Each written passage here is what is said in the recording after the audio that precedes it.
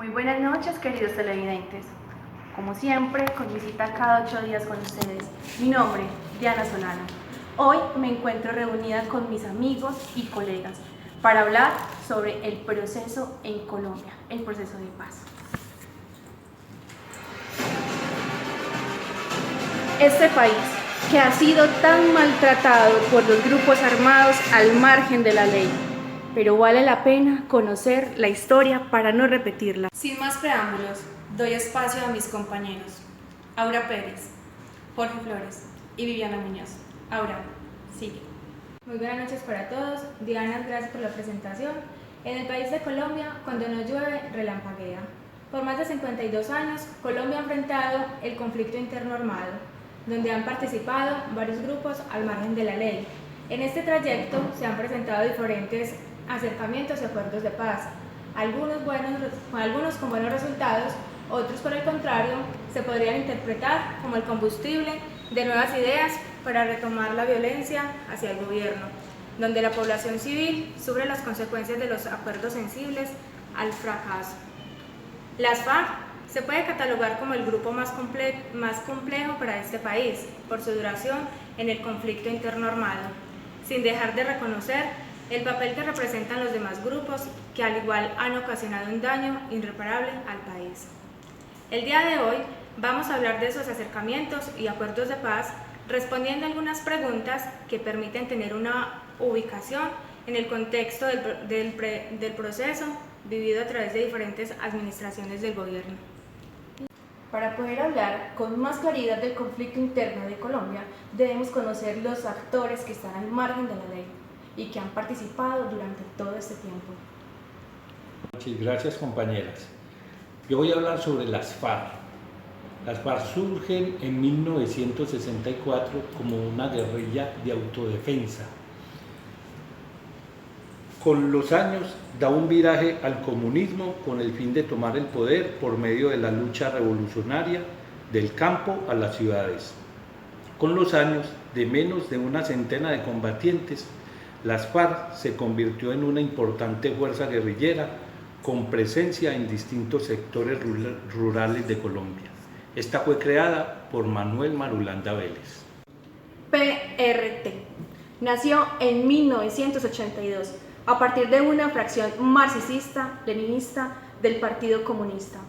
Sus raíces se remontan a la gama de diversos movimientos de orientación maoísta en torno del Partido Comunista de Colombia, CRS. Se divide en 1990 de una disidencia del ELN y firmó el Acuerdo de Paz en 1994.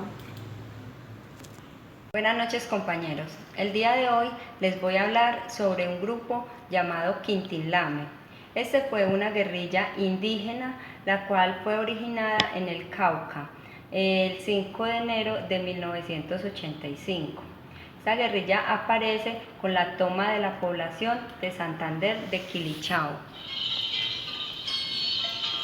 Surge de la mano de distintas organizaciones indígenas que tenían como propósito la recuperación de tierras usurpadas por las clases dirigentes con la aprobación de las autoridades y como forma de autodefensa ante las agresiones de tanto de la fuerza pública como de las organizaciones insurgentes a la población indígena. El 19 fue una guerrilla de corte nacionalista que surgió de la década de los 70 ante la imposibilidad práctica de posicionar nuevos actores y propuestas en el sistema político colombiano, derivados de las prácticas excluyentes del bipartidismo encarnados en el Frente Nacional. Los objetivos siempre estuvieron orientados a exigir al gobierno nacional reformas sustanciales en el sistema político que permitiera abrir canales de participación democrática y cambios estructurales en el diseño institucional colombiano, demandas que se sintetizaban en la urgencia de modificar la Constitución Política de 1886. AUC, Autodefensas Unidas de Colombia. Aunque no fueron una guerrilla, fueron un grupo paramilitar. Dependiendo de la zona del país, hubo diferentes tiempos de creación. En el Urabá nacieron en 1980, en Puerto Boyacá en 1982 y así en diferentes zonas del país.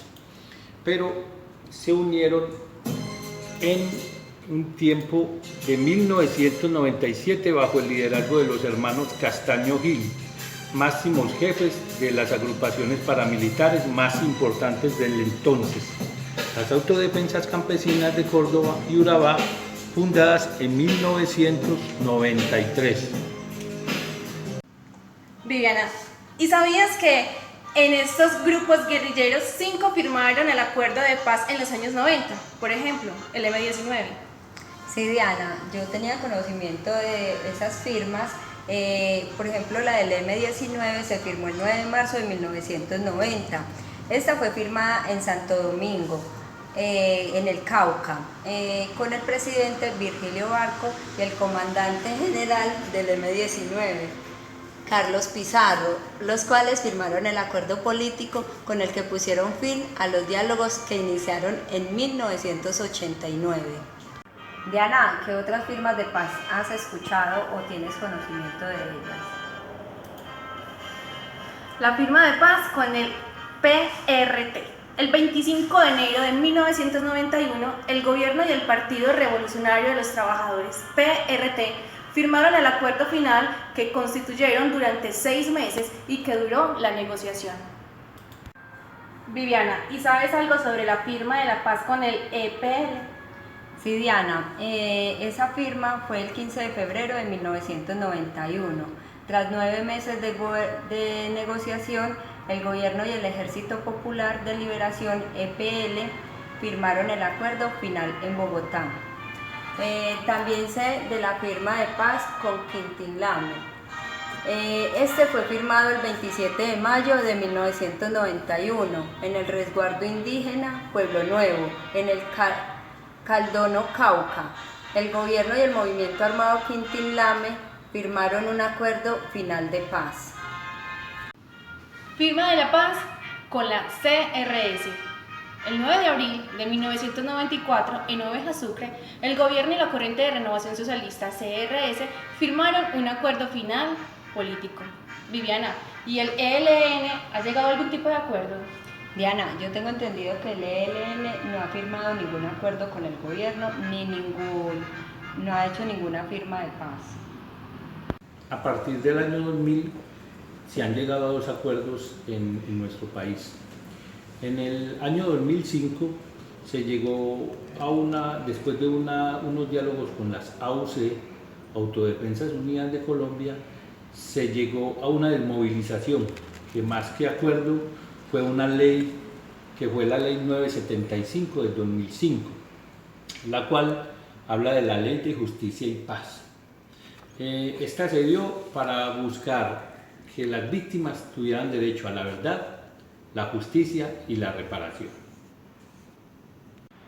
Hace aproximadamente 52 años de guerra, en 1964 al 2016, más de 7 millones de víctimas del conflicto. En Cuba, con representantes de las FARC, representantes de las víctimas, el gobierno, muchas organizaciones, se firma un acuerdo de 297 páginas. Logra establecer el fin de todos los escenarios anteriores. Este ha sido el mejor acuerdo que se ha podido tener. Este acuerdo tiene varios puntos. Vamos a mencionar los más importantes. Política de desarrollo agrario integral, participación política, solución al problema de las drogas ilícitas, punto sobre las víctimas del conflicto armado, fin del conflicto, implementación, verificación y refrendación. Los procesos de paz antes mencionados, el proceso de paz más relevante para Colombia fue el que se firmó con las FARC en el año 2016, por varias razones. Por la duración del conflicto de 52 años, por ser la más reciente, la sociedad participó activamente a elegir la paz, porque ya es hora que Colombia se construya sobre las bases del perdón, reconciliación y constantes diálogos abiertos entre el gobierno y el pueblo. Por último, vamos a hablar de una reflexión sobre estos acuerdos de paz. Gobernar no es estar en el poder y olvidarme del pueblo. Los grupos armados es la respuesta de aquellas personas inconformes que no tenían una mínima oportunidad de participar en la democracia del país. Por ninguna razón justificamos la violencia y el dolor por el cual han tenido que pasar el país de Colombia, al tener un gobierno incapaz de negociar cuando lo tenía que haber hecho. Lo mismo que los grupos armados, incapaces de dejar las armas cuando su objetivo y propósito ya no era el pueblo por el cual inicialmente peleaban, sino todo lo contrario, estaban en contra del pueblo. La sociedad civil es la más afectada por estar en medio de una lucha por el poder y resistencia sin ideales. Ahora solo queda esperar que el proceso de paz que se vivió con las FARC sea verdadero y enseñe a los demás grupos que la violencia es el camino más costoso hacia la paz.